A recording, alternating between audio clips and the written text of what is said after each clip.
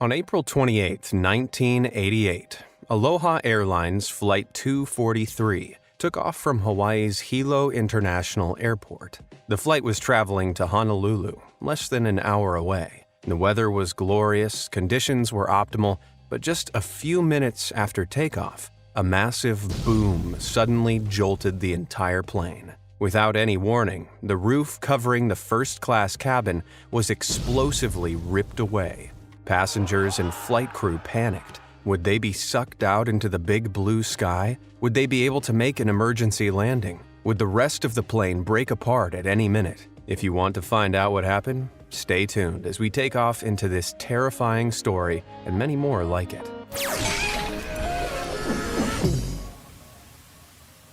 Aboard Flight 243 on that fateful day were 89 passengers and 6 crew members, including Captain Robert Schornsteimer and First Officer Madeline Tompkins. Together, they had more than 10,000 hours of flight experience with this model of aircraft, the Boeing 737. The plane was 19 years old, about 10 years from the end of its expected lifespan, and earlier that day, it had made 3 round-trip flights from Honolulu to Hilo, Maui, and Kauai.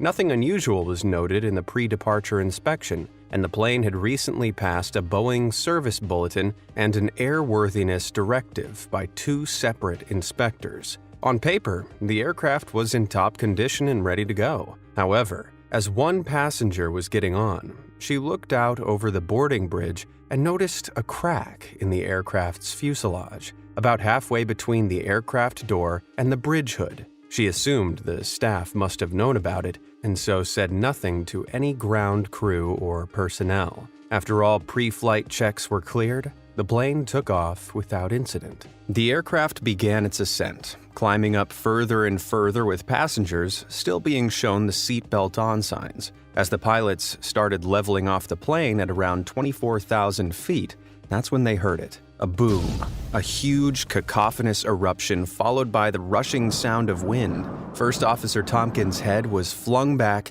and she saw pieces of debris like insulation foam floating around in the cockpit. It was then that the pilots looked back and noticed the entry door to the cockpit was missing. But where the first-class ceiling should have been, all they could see now was blue sky. Out in first class, passengers were clinging to their seats, utterly terrified. They'd witnessed a small section of the left-hand side of the plane suddenly rupture, which had led to explosive decompression of the cabin and 300-mile-per-hour winds ripping off the roof.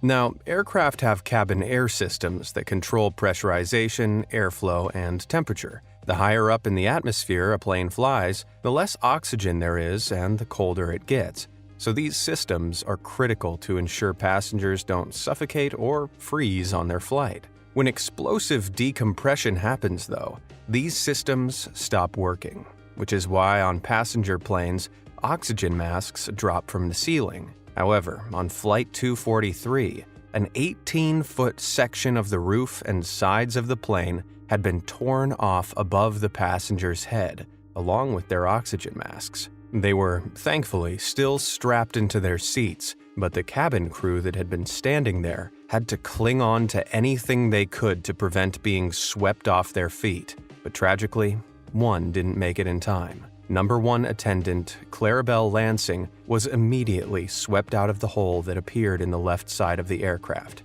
Number 2 attendant, Michelle Honda, was thrown to the ground, but managed to crawl up and down the aisle to check on the passengers and try to keep them calm. With the cockpit still mostly intact, the pilots donned their own oxygen masks. They realized quickly that all of their controls felt loose. The plane was rolling left and right, threatening to drop out of the sky any second. Tompkins turned their transponder into an emergency code to notify Honolulu that they needed to make an emergency landing in nearby Maui. But the noise of the cockpit was so loud, none of her transmissions could be heard. The pilots couldn't communicate with the flight attendants or even hear one another, and so, resorting to hand signals, they began an emergency descent. Wasting no time, they dropped fast, at one point plummeting down at more than 4,100 feet per minute. The ideal rate of descent in passenger jets traveling above 10,000 feet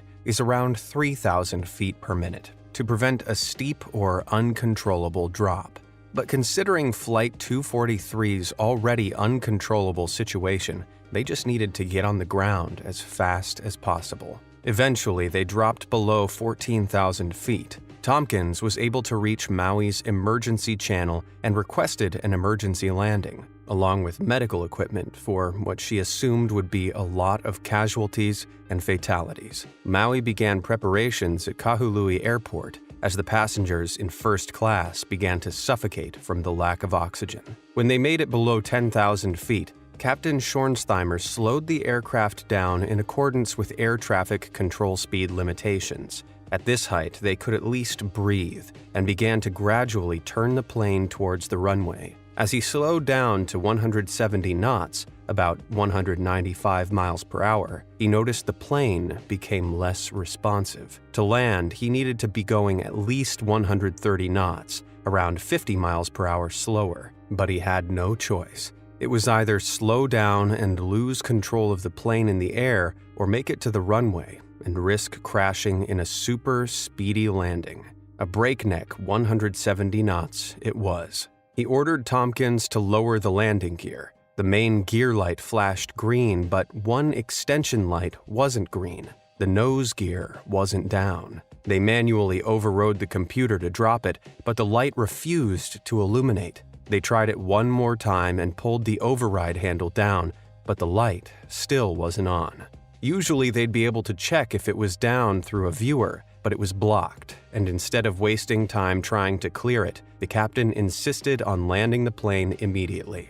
If he was wrong, and the front landing gear wasn't actually down, they were going to hit the tarmac at almost 200 miles per hour without anything to stabilize the front of the plane. It'd be a guaranteed crash, but they had no choice but to pray.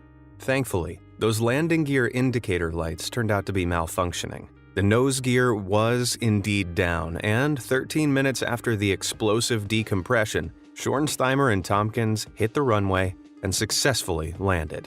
What greeted the emergency services at Kahului Airport made everyone's jaws drop. The plane had been ripped open like a can of sardines. Of the 89 passengers and crew, 65 of them were injured, 8 seriously and 1, Carabel Lansing, fatally. The plane, too, was damaged beyond repair. Now, last I checked, passenger jets like this aren't meant to turn into convertibles. So what on earth happened here? Well, typically, the fuselage skin of a plane is around 2.5 millimeters thick, so about the same thickness as 2 credit cards. It's made up of sheet metal, which, on the Boeing 737s, were made in panels about 4 meters long and 2 meters wide. To attach them together, holes are drilled into the edges, and they're joined by a series of rivets. Obviously, the skin is weaker at these overlapped joints, which is where the investigators began to suspect the original hole had appeared. They then interviewed the passenger who claimed she'd seen a crack in the fuselage before takeoff. The area she pointed out was the exact same area investigators believed the original hole appeared before the high winds ripped off the rest of the roof. So how had not one, but 2 separate inspectors missed this crack? It turned out, to keep the cost of inspecting older Boeing aircraft down, the Federal Aviation Administration only made fuselage inspections mandatory along the 2 most critical joints. Inspections of the other joints fell to the discretion of each airline. Despite the aircraft having operated for 35,496 hours, or 4 years, in a salty and highly corrosive oversea environment, Aloha Airlines hadn't thought it necessary to inspect every last joint. It was this combination of maintenance complacency that ultimately led to Flight 243's terrifying ordeal. It was such a catastrophic failure of maintenance standards that U.S. regulators overhauled the inspection process of all older aircraft in their service. The Airworthiness Assurance Task Force was established. Mandatory corrosion control programs were developed, and if a defect was found on one plane, an entire fleet reinspection could be ordered. It was a huge, expensive undertaking, but one that was too late for Clarabelle Lansing. Sadly, her body was never found, but it could have been worse. were it not for the incredibly brave actions of the crew. They were rightfully hailed as heroes. However, they wouldn't be the last crew to live through something so scary because of bad maintenance practices. Before we take a look at another incredible story that I'd argue is even more shocking, be sure to hit those like and subscribe buttons down below. All done? Then brace yourself, because I promise you're not going to believe this next story. British Airways Flight 5390. On June 10, 1990, a British Airways flight traveling from Birmingham to Malaga set off with 81 passengers and 6 crew on board a BAC-111 aircraft. Co-pilot Alastair Aitchison and Captain Timothy Lancaster were experienced airmen who'd clocked up almost 2,200 hours of flight time on BA-111s and had no issues during takeoff. At 17,000 feet, they loosened their belts and informed the cabin crew they could prepare for meal service. Air steward Nigel Ogden entered the cockpit 27 minutes into the flight to ask what the pilots wanted for breakfast. But then, without any warning, the unimaginable happened. 2 of the left-hand side cockpit windscreen panels suddenly blew out, and rapid decompression rocked the plane. Every loose object that wasn't strapped down was sent hurtling through the cockpit, including Captain Lancaster. His body was horrifyingly sucked out of the plane head first, but his feet were caught on the control column. The explosion had also ripped the cockpit door off its hinges and smashed it into the center console, blocking essential instruments. Because the captain's feet had dragged the control column forward, the plane's autopilot disconnected, and the aircraft dropped down into a nosedive. Without a second to lose, Air Steward Ogden leapt forward and grabbed the captain's waist, just in time to stop him from being pulled all the way out. As the pressure equalized, the wind began roaring back in, causing a tornado of debris in the cockpit and pinning Captain Lancaster against the top of the fuselage. Ogden held onto the captain for dear life, but co-pilot Aitchison couldn't reach the essential controls. As the plane dived down,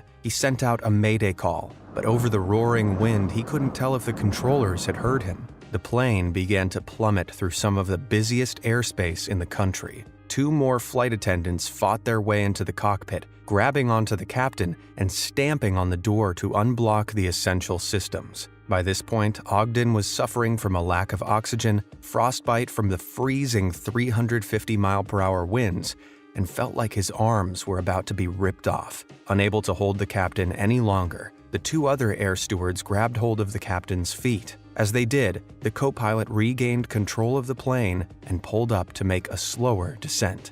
Captain Lancaster's body began to slide down to the left of the plane, leaving his face plastered against the window. Inside the cockpit, everyone's heart sank. He didn't look like he'd made it. They briefly contemplated letting his body go, but Ogden shot the idea down immediately on principle. There was also a chance that he'd be sucked into one of the engines, potentially bringing the entire plane down. Then, Aitchison began the unenviable task of bringing down a 2-pilot jet all by himself. The charts and checklists had also been blown out of the cockpit. It just couldn't get any worse. He managed to contact air traffic control, who directed him to Southampton Airport, an airport he was completely unfamiliar with. Relying on the controller alone, without his charts, checklists, or captain, he guided the aircraft down and somehow made a safe emergency landing. The 81 passengers, having seen their lives flash before their eyes,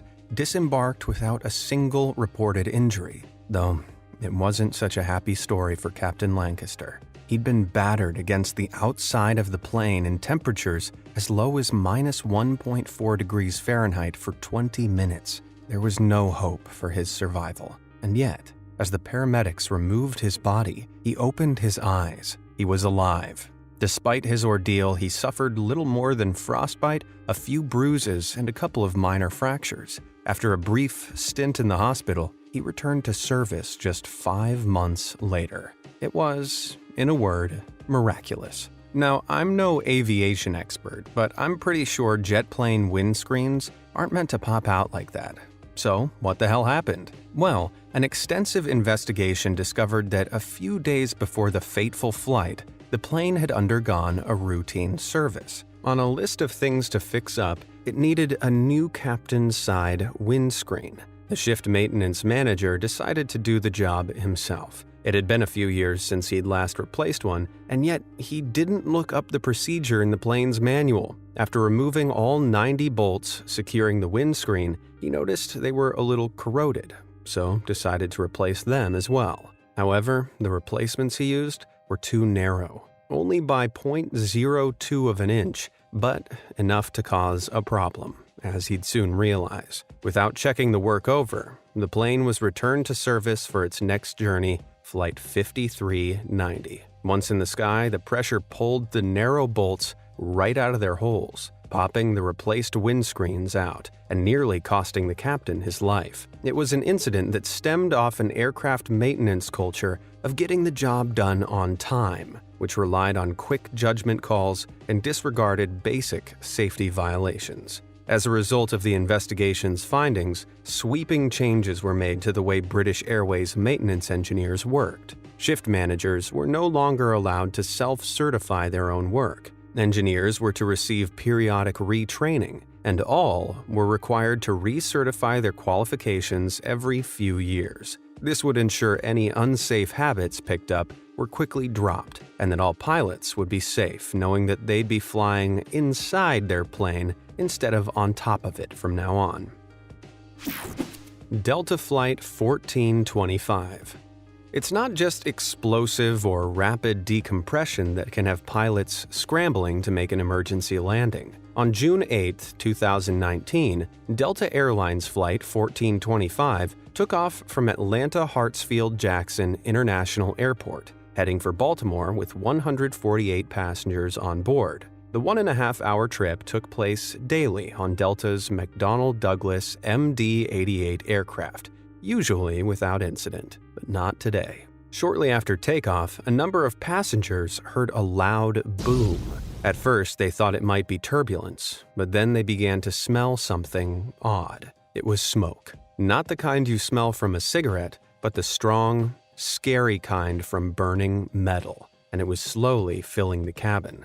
Flight attendants worked quickly to keep all passengers calm and informed the captain. That's when the plane suddenly slowed down. It began to get hot, and the air circulation cut off. It was then that passenger Logan Webb looked out their window and saw this.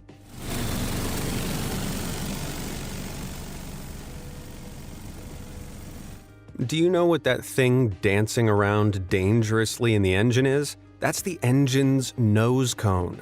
Somehow, mid-flight, it detached from the central shaft of the plane's engine and was rattling around against the fan blades. And that exposed red-hot center doesn't look too good either. The passengers were told to prepare for an emergency landing, and miraculously, the plane safely landed in Raleigh, North Carolina. No passengers or crew were injured, and they were all safely transferred onto another flight. The airline initially said that they made the emergency landing because of a possible issue with one of the engines. Possible issue? I'm no pilot, but I'm pretty sure that seeing a nose cone detach like that mid-flight is a definite issue.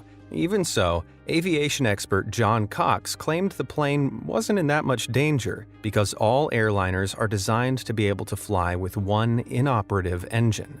Delta hasn't yet disclosed how this had been allowed to happen, but later revealed that they were planning to scrap all MD-88s from their fleet by 2020. Gee, I wonder why. Flybe Flight 1284. Making a rough landing in a large passenger jet with hundreds of other people on board seems pretty scary, but on smaller planes, it's another level of fear. And anyone who was on board Flybe Flight 1284 on February 23, 2017, will probably agree. The flight, which had taken off from Edinburgh, Scotland, and was landing at Schiphol, Amsterdam, was a Dash 8 turboprop-powered plane. So no jet engines with cones that fall off here. Though that wasn't the problem with this flight. After a delay of 90 minutes at takeoff due to bad weather, the plane and its 59 passengers and 6 crew finally had the landing strip in sight. But it turned out to be one heck of a bumpy ride.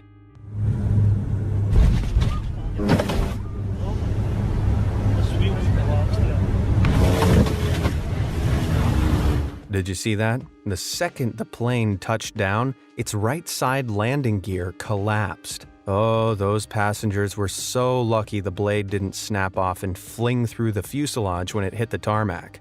Fortunately, none of the passengers or crew were injured, though the airport called out the emergency services just in case. It took the Dutch Safety Board over a year to get to the bottom of the collapse, and they eventually released an almost 50-page-long investigative document. It turned out there was a faulty proximity sensor that hadn't been detected, and a slight fault in the main landing gear yoke. This is the bit attached to the wheels, but the fault had been acquired back when the plane was first constructed. It just hadn't been picked up on until it was too late. Combined with the dud sensor and the rough conditions at Schiphol, when the aircraft touched down, the main landing gear strut was placed under too much torsion and collapsed. Fortunately, it only resulted in a landing that was a little lopsided, though if you ask me, any landing you can walk away from is a good landing.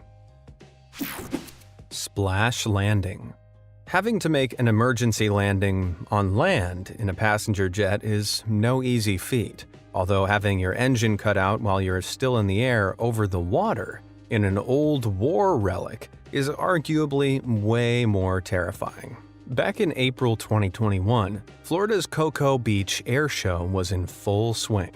Hundreds of aircraft from all eras were taking off from the nearby Patrick Space Force Base, with thousands of onlookers perched on the beach. But when a World War II-era TBM Avenger started flying overhead, something didn't sound right.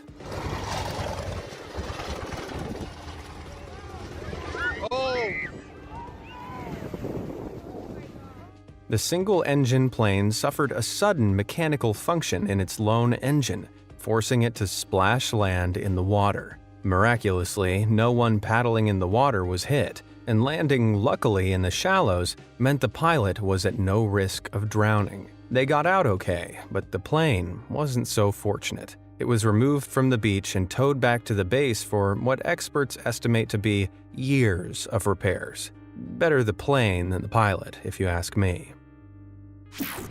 An illicit landing. Now, it's not just mechanical failures that can force planes to make emergency landings. Back in July 2020, a group of guys were traveling around Palyuk in the Mexican state of Quintana Roo when they heard something strange above them.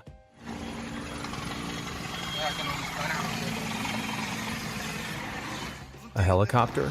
Gunfire? What was going on up there? They kept the camera rolling just in case, which is a good thing, because I don't think anyone would have believed what they saw next without the footage. As they turned onto the highway, they suddenly saw this insane scene. Son balazos, güey, ahí adentro. Son balazos, güey. Up ahead of them, in the middle of the highway, was a private plane on fire. According to reports from the scene, the helicopter from before had been firing on the plane, which was suspected to be carrying narcotics. It was this that forced it to make an emergency landing.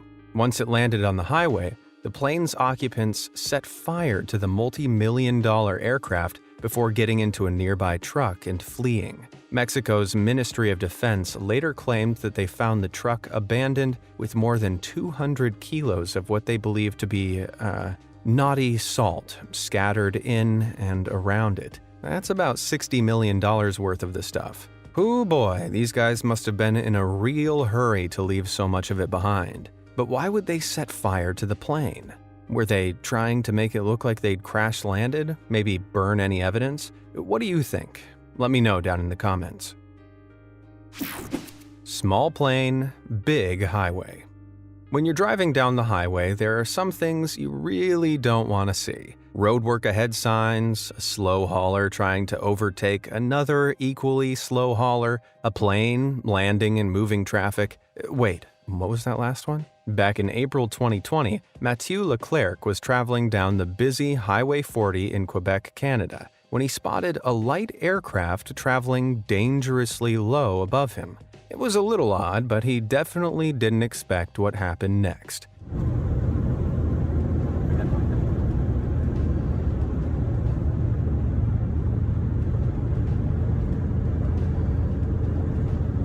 Yep, without warning, the plane dropped down and landed in the middle of moving traffic. Had this pilot forgotten his glasses and confused the highway for the landing strip? Well, it turns out the pilot of the small aircraft had just taken off from a nearby airport when he started having some engine trouble. He tried to make it back, but the problem quickly got worse. He got in touch with the air traffic controller, who suggested he landed on the highway below him. Emergency services were called out, and thankfully, no one was hurt. Might have been a different story if he'd landed in the lanes going the other way. Well, if you didn't have a fear of flying before, I bet you do now. Which of these emergency landings did you think was the most dramatic? And have you ever been involved in one yourself? Let me know down in the comments below, and thanks for watching.